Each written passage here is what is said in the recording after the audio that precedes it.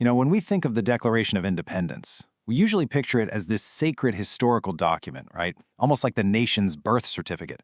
But what if we looked at it in a totally different way? What if we saw it for what it really is? One of the most brilliantly constructed, persuasive arguments ever written. Let's dive in and really dissect how this document works as a masterclass in making a case. What's fascinating is that Thomas Jefferson himself said he wasn't trying to invent some wild new idea. His goal, he said, was to capture the harmonizing sentiments of the day. In other words, he was taking all the ideas about freedom that were already floating around and putting them into plain, common-sense language. He was building a case that he wanted the whole world to understand.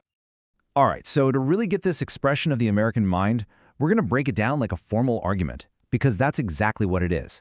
It's not just a random list of complaints. It's this incredibly logical journey from a core idea all the way to a radical, world-changing conclusion. And the structure is actually pretty classic when you look at it. First, it kicks off with its big idea in the preamble. Then, it lays out all the proof with a long list of grievances. And finally, it arrives at the only logical conclusion, declaring independence. So let's start at the beginning with that big idea. Okay, first up, the preamble.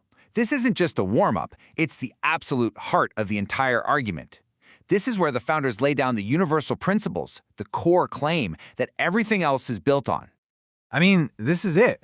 This is probably the most famous sentence in American history, and for very good reason. It grounds the whole argument in what it calls self-evident truths. Think about that phrase. By saying something is self-evident, they're basically saying, this isn't our opinion, this is an undeniable fact of the universe, like gravity. It's a real power move. So the preamble lays it all out. Rights don't come from a king or a government. You're born with them.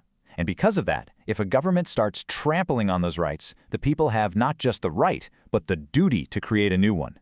That single idea right there, that's the engine that drives the whole revolution. So, you've made this huge philosophical claim. Now what? Well, you've got to back it up. The founders had to prove that the British government had in fact become destructive. And that brings us to the longest, most detailed part of the entire document, the proof. Check out this number, 86. That's how many edits this document went through. This wasn't some angry letter dashed off in an afternoon. Every single item on their list of grievances was carefully chosen, debated, and tweaked to build the most powerful, airtight case possible. And this section is just relentless. It's a drumbeat of accusations, one after another, laying out everything from unfair taxes to stationing soldiers in people's homes. The sheer length is part of the strategy. It's meant to show a long train of abuses, proving that the king's actions weren't just mistakes, but a deliberate pattern of tyranny. But, this process wasn't exactly smooth sailing. Jefferson's first draft had this incredibly powerful section that blamed the king for the slave trade, but it was taken out by Congress. It was a really painful compromise that shines a light on that huge, glaring contradiction of demanding freedom while at the same time preserving slavery. And here's what's so brilliant about these grievances. They weren't just about complaining. They were essentially a to-do list for the future. You can literally draw a straight line from a specific complaint in the Declaration to a specific solution in the Constitution and Bill of Rights. The complaint about quartering troops? Hello, Third Amendment. The one about no trial by jury? That's the Sixth Amendment. It was a blueprint for a better government.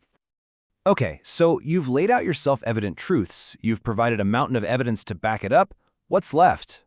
Well, the argument has to go somewhere, and it reaches this powerful, unavoidable climax, the final break. This last paragraph is the verdict. It's the moment the gavel comes down. It formally states that the colonies are now free and independent states. And that wasn't just symbolic. It meant they could now wage war, make alliances, and set up trade deals. All the things a real sovereign nation does. And the signer sealed this deal with an absolutely incredible personal pledge. These were not just empty words. For the 56 men who put their names on this document, they were committing treason against the biggest superpower on the planet. They were literally risking everything, their lives, their homes, their families, on the power of this argument. But the story doesn't end in 1776. Not even close.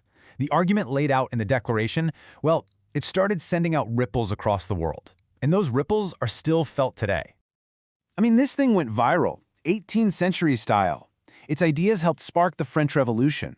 They were echoed by the formerly enslaved people fighting for their freedom in the Haitian Revolution. It was even quoted by Ho Chi Minh when Vietnam declared its independence in 1945.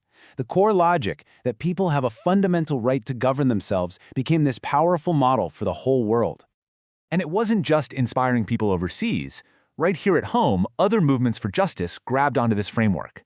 At the Seneca Falls Convention in 1848, the women's suffrage movement brilliantly adapted its language, famously declaring that all men and women are created equal.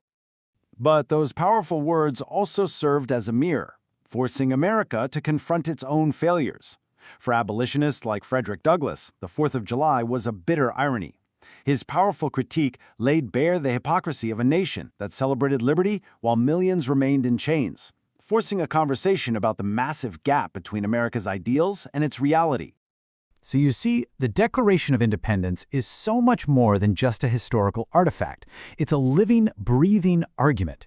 It laid out the case for a new kind of nation built on these huge, timeless ideals. Jefferson called it the expression of the American mind back then. And that kind of leaves us with a big question to think about.